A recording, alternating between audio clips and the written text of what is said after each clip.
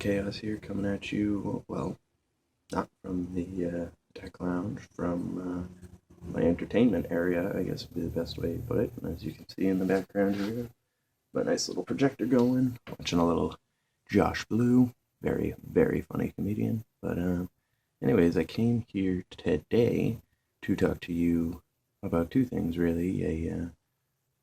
A rebuildable atomizer, a Phoenix clone rebuildable atomizer. It's pretty much what I've been using for a while now, and got some pros, got some cons. It's a good thing.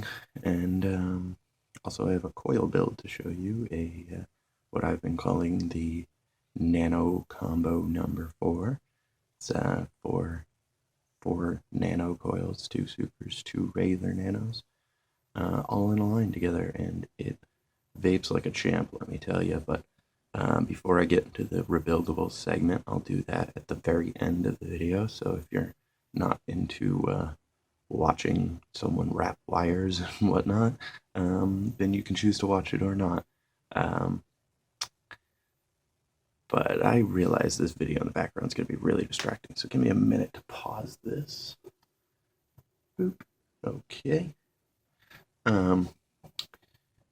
Also, I've been watching another reviewer called Ruby Roo, and she is new to reviewing, like me, and she's a lot of fun to watch, let me tell you. She's quirky and funny, really funny. She's definitely funny, and she's got a lot to talk about, and she knows her stuff, so definitely check her out. I will post a link below for you there, and yeah, she does this really cool thing called beer and vape pairing, and I think that's really sweet. I mean, one of the best parts about vaping is being able to taste.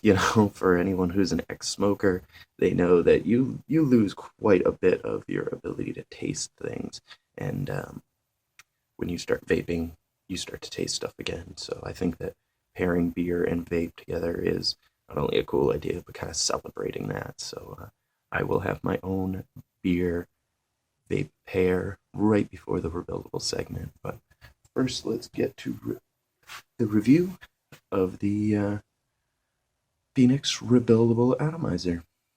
Yeah, so normally I'd do like an up-close segment, but I don't really feel like doing that because I already did an up-close building segment. So I'm going to show you how it vapes first.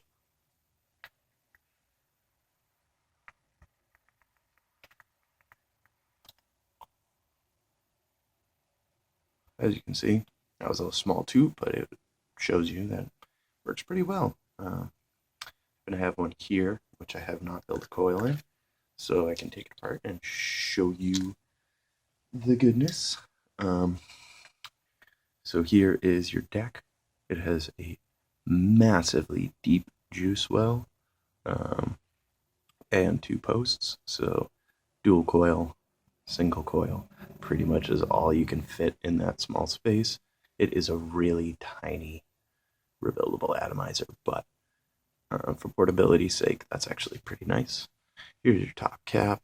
I just have a regular Belkin drip tip on there, and this is actually a ported airflow hole. It comes in at like, I think, a 0.8 or maybe a 0.5 millimeter airflow hole, which is just garbage. I mean, you can't use that.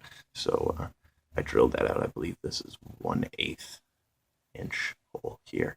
It just screws in, and it actually screws. It does not have any grommets or anything. Well, I think it has one grommet, but its grommets aren't what holding it together. It's actually threading that holds it together, which is, I would say, one of the big pros for this device, because it keeps your airflow hole in the same place generally, and prevents you from accidentally pulling it off. And also when you're refilling, I noticed with some of mine, I go to pop my drip tip off to fill, and the whole thing just comes right off. And it's like, what's the point then? Why not I just pull the whole thing off every time? But one thing I really wanted to mention, and I would say it's probably the biggest con of this whole device, and that is these posts here. I should tell you, I bought this off of Fast Tech, and not only is their shipping terrible, but their clone rebuildable quality is kind of meh too. You know, it's just not there.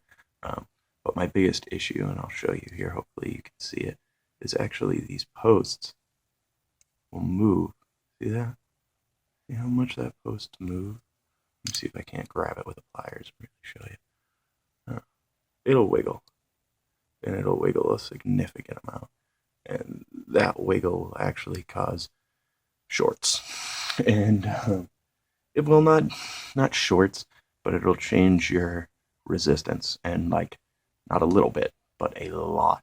I build my coils around, you know, anywhere sub ohm, like 0.4 to like 2. I generally don't go above 2, and I've had these things on devices like my SID, dropped them, picked it up, and it's reading like 12 ohms of resistance. And I'm like, what the heck is going on here? So I have to open the thing up and wiggle the pin and everything else, and it's kind of a pain in the butt.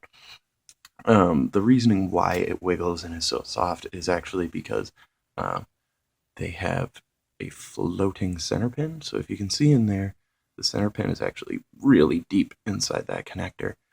But if I press on it, you see now, it's actually not even in there, it's actually past there. And that is literally just that pin. Let's see if we can get it to push back out.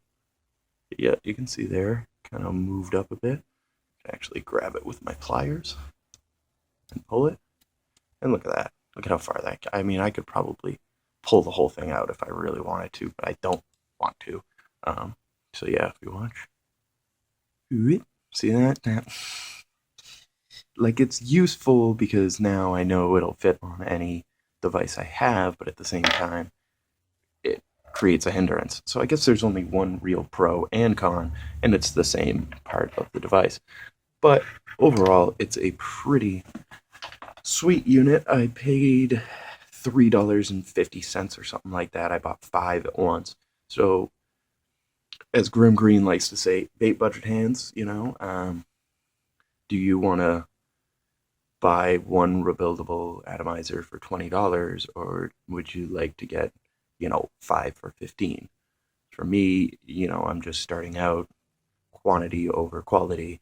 I feel if I can build on a crappy atomizer, then when I do end up getting a good atomizer, it'll be like butter, you know, there won't be any difficulty to my build. But in general, the difficulty hasn't really been there.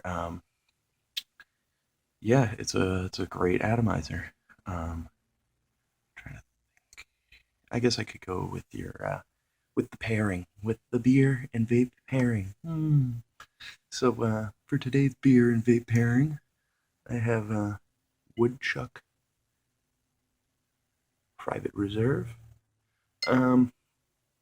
So give me a second.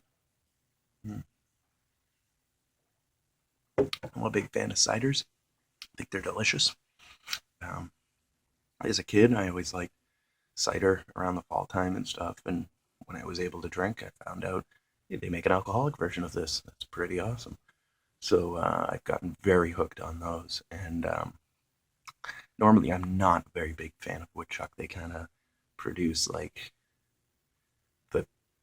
the Silver Bullet or Coors version of ciders. You know, they're mass produced and they're all right, but they're nothing to write home about. However, this particular one, the Private Reserve, as you can see there, 6.9 alcohol by volume. Awesome. I always like, if I'm paying that little bit of extra, to get that little bit of extra alcohol per each. And what makes this so special is they actually age it in a, hold on one second, I want to be exact about this, in a white oak bourbon barrel. So it really has those woody, sort of caramelly notes to it that are delicious. It's almost mapley in flavor. It's delicious, and so what I actually suggest you vape with it is Mount Baker Vapor Ginger. This seems kind of odd, but actually It's a really good pair. I have some right here in my iTaste MVP2, and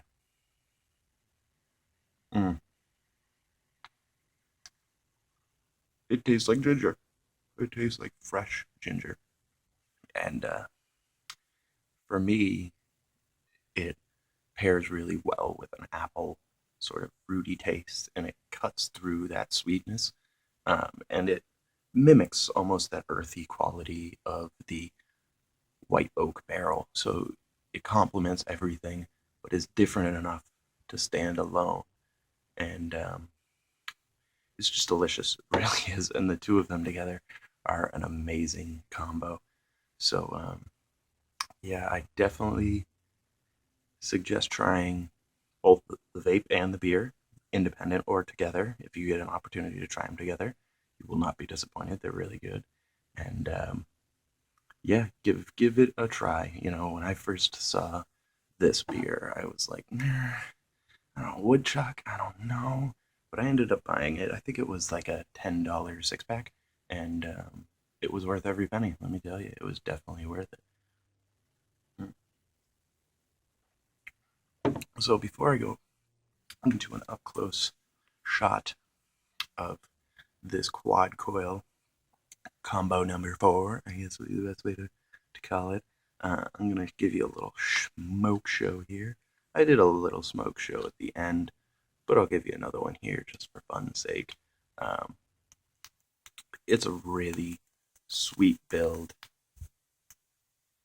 Chuck Vapor, if you were to run this sub ohm, I run it at 2 ohms. You'd just be chasing clouds all day. It's crazy. What's nice about the way it's built is it's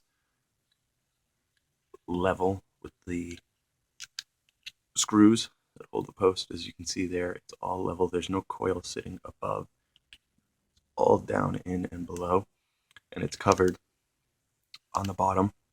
So it's kind of like, I don't know if you guys have ever seen Dragon Coil builds, but it's like 4 Dragon Coils all sitting next to each other. So it just streams that vapor straight up. It's crazy. Here, let me give you 2.